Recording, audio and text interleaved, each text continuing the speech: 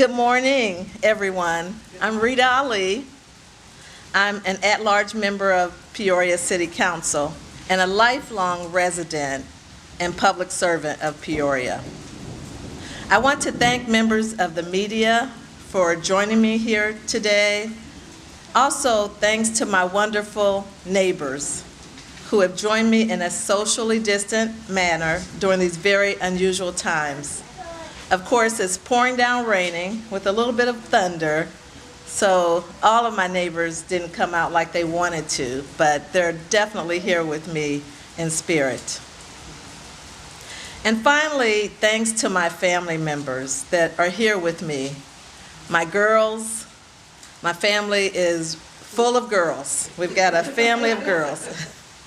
And a special thanks to my dear mother, Nora. Thank you, Mom. I love you.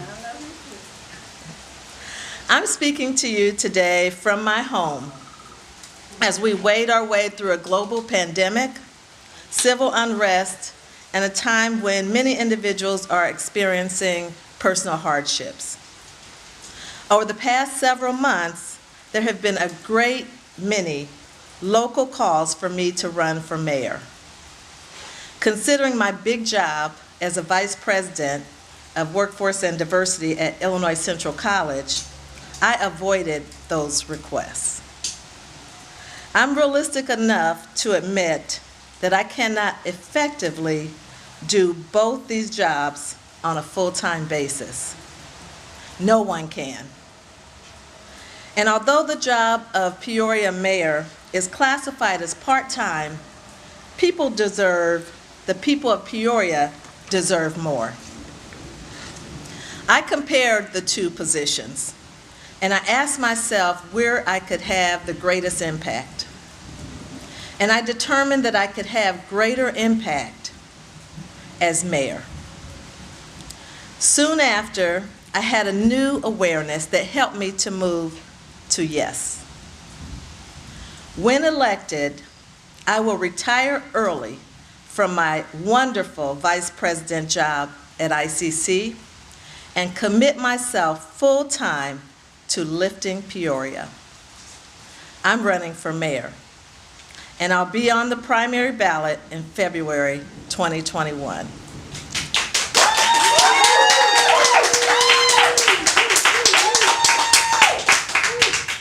In 1835, Peoria was established as a village.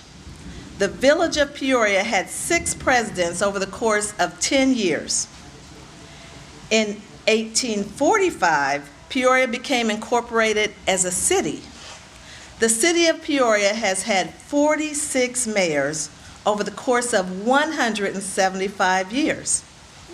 So in a total of 185 years, almost 2 centuries, there were 52 village presidents and mayors of Peoria, and all have been white men. Some have been great leaders who did great things, and some have been, well, not so great. I'm ready to show little girls and young women, the fathers of daughters, and all the residents of Peoria, that a woman can lead and a person of color can lift Peoria. I am proposing a new vision for our city. Vision has always been a cornerstone of my leadership. A city that returns to vibrancy through collective impact, a shared vision for change, where hundreds of key stakeholders, business and community leaders, and everyday people work together to assemble a new strategic plan for Peoria.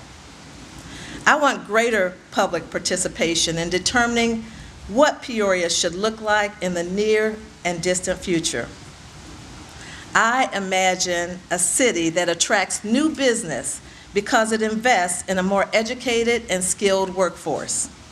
One that grows its population through expanded homeownership, safe neighborhoods, and broader transportation systems like Amtrak passenger rail. I imagine a city that repurposes empty lots and closed storefronts and gives people no reason to cross a bridge to buy necessities like food, clothing, and other products. A city that values all of its people and is not defined by its disparities. I'm ready to lead us on this journey, to return Peoria to the thriving city where I grew up. I won't review all of my qualifications and accomplishments. You can find these on my website at ritaali.com. But my experience leading large-scale government agencies, private sector business, and higher education institutions, combined with decades of community development work, is my foundation for leadership. Experienced leadership is always critical, especially for a city that needs change. My platform focuses on 5 key areas: economic development and jobs, population growth, neighborhood safety, education, and equity. Equity is about leaving no one behind and assuring opportunity for everyone. It's about closing gaps and making us stronger as a whole. As a woman and as a person of color, I have a unique perspective with regard to this area. You can learn more about my platform at ritaali.com. I have seen the academic side, the government side, the business side, and the citizen side of Peoria. In my service on the City Council, I've been exposed to the complex problems and the needs of Peoria and its citizens. Our city requires full-time leadership to bring about real change. I have continued to listen to the people of Peoria, and I have heard what they want. The people of Peoria want safe neighborhoods. They want a decent education for their family and secure jobs that pay a family-sustaining wage. They want thriving businesses and great places to interact with one another. The people want a full-time mayor for all the people. I will give the people what they want. Thank you for joining me today, and I'm pleased to answer any questions from the media if you have any. Rita, you alluded to this in your speech, but was there a incident or anything that sparked you to say, okay, I'm going to run for mayor? I mean, was there a certain thing that said, yes, I'm in? Right, so it was difficult for me to think that I could not answer the call of so many people trying to encourage me to run, saying we need you to run. That was a challenge for me to say no, but realizing that I have that great job, full-time job at ICC where I feel like I'm impacting people's lives, I didn't even think about giving that up in any kind of way, Nick. I didn't think about retiring, and it was almost like, just I woke up one morning and I thought, where can I make the most impact? And then I came to that conclusion, and then it was like, well, how? And then I came to the awareness that I could actually retire early from ICC. So I began having discussions with the state university retirement system, and just kind of looking at those numbers and seeing how I would manage, moving from this job with this salary to this job with this much lower salary. When did you actually make a decision? Probably about 6 weeks ago. What would be your number one priority? So the population growth is extremely important to me. I think that we have to grow Peoria. I'm against raising property taxes. So the way to really grow property taxes is to grow population. And we're seeing a lot of exodus, people that are leaving Peoria for one reason or another. It may be crime, it may be high taxes, it may be jobs. But we have to find a way to reverse that and increase our population. That will begin to address the other issues. If we create a strong workforce, we'll be able to attract more business to this area, because businesses go where they have a skilled workforce to supply. So, that's what I want to work on, credentialing our population, because we have the people, but many of them don't have the skills that are needed for even the existing jobs that we have. And you say full-time mayor, you're committed to being a full-time mayor. Why is that so important? Some other cities around here, like East Peoria, also have full-time mayors. Why are you committing to that? Right, I'm committing to that because we need the attention of a full-time leadership. We need the dedication of a full-time person in that position that's not distracted by another full-time job. Because if you have that distraction, you really honestly can't commit to this job. You can't give the time. You don't have the time. Something is going to, something is going to be sacrificed, usually on both ends. So my number one priority is to be the mayor and to help to bring Peoria out of its current position, out of its debt, out of the population loss that we're experiencing, to bring higher credentials, and to just really lift Peoria in a number of ways. And how would you tackle that debt? I know that's coming up again at council tonight. I know you voted against the, closing the firehouses and laying firefighters off last week. So how do you begin to tackle that differently than how it is right now? Right, so right now, we're below basic services. I mean, the city is super lean right now in terms of its staffing, to the point that we're denying our citizens who pay taxes the basic services that they deserve. When we start cutting police, fire, public works, we're not delivering what people are paying for. So one, we have to stabilize, and I know we're in this, unusual situation with the COVID-19, but we have to stabilize. So we have to borrow, for one. We have to continue to be frugal, but then we have to help our businesses to be successful. And what I want to do is to get some help from some of the greatest minds that we have in business and community, and come together and not do it in a siloed way, but come together to begin to involve other people in solving Peoria's debt problem. We work too much in silos where it's just our problem. Well, it's not just our problem. It's everybody's problem, and everybody can bring solutions to the table. We haven't done that yet. So you're talking Bradley, the Chamber, ICC? Absolutely. Key stakeholders in Peoria coming together to solve Peoria's problems. But if you were elected, you'd still only have one vote, which would generally be the tiebreaker. How would you change things around the horseshoe to make things better? Right, so these are great questions, and all my life I've been a collaborator. I try to, even people that I don't agree with, I try to find common interests. And so finding common interests, I think, is a starting point. Building stronger relationships around the horseshoe is very important to me, and learning how to work together more as a team and not always, in controversy with one another.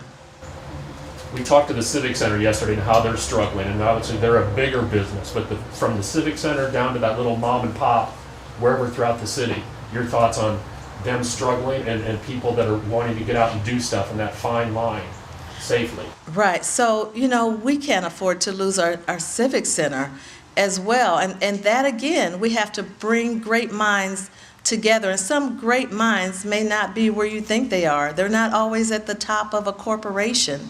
There's great minds everywhere out in our community, and we have to start listening to people.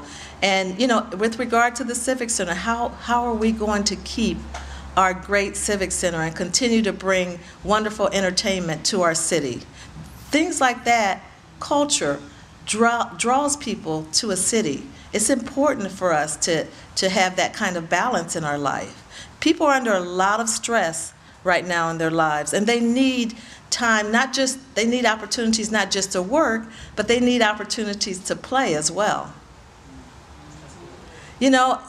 Transportation, I talked a little bit earlier about passenger rail. If we had, and I've heard from a lot of people that would be a great opportunity.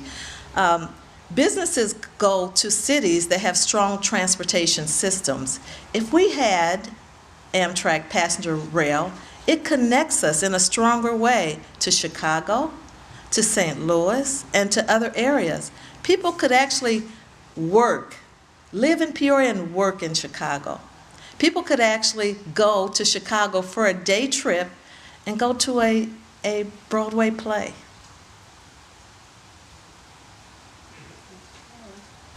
Rita, did you talk to the mayor or any other people, any of the other people who are running, and let them know what you were going to do? Yeah, I spoke with the mayor, and I let him know I wanted him to hear it from me that I was running for office out of respect. And he told me that he appreciated that professional courtesy that he hadn't had before. And there were a few more members on the council that I did talk to and inform. You talked to any of the other candidates? I have spoken over time with different candidates, and most of them are aware that I was running, or that I may run. A popular thing now is this defund the police nature. What's your stand? How do you react to that? How do you stand on that? Right. So, the concept behind defund the police is that, the police shouldn't be everything to everybody. And that if there's a situation where there's a domestic situation, perhaps a social worker should go along on that call. Or, some other resources should be provided if there's a mental health issue. And, for a long time, we've asked the police to be everything to everybody. So that's the concept. The terminology, is, I think, attention-getting, but it confuses a lot of people. So, I'm all about reform, making things better with regard to police and police-community relations, but we need our police. We know that. We want to work in unison with the police and the community. And as you know, I've served as the chair for many years and one of the original members of our Police Community Relations Commission. And how do you even begin to reform the police? This conversation of making the Peoria Police Department look more like the people of Peoria, both in terms of racial and gender, has been ongoing for years. Right. And we're still a long ways off from doing it. How do you start getting that ball really moving forward? Right. Those are great questions. And I served on there was a joint committee. It was a community committee. We worked with fire and police. We had a team called the Diversity Committee for Police and Fire Diversity. And we identified the problems as it relates to police in our community, that many people and populations don't have a lack of trust, that some neighborhoods are stereotyped. There are issues, problems that we identified, and then we talked about solutions. And one solution is more diversity on the police force. So we put together 10 recommendations that actually turned into an ordinance for more recruiting, more diversity and inclusion in the process of selection. We had some added points for residents, for those that live in the city. So there's things that were strategies that we're trying, and some incremental progress has happened, not to the degree that we all would like, but we're seeing some progress. But we have to keep our eye on the prize. We have to hold people accountable and continue to follow this. There's opportunity, there's hope there.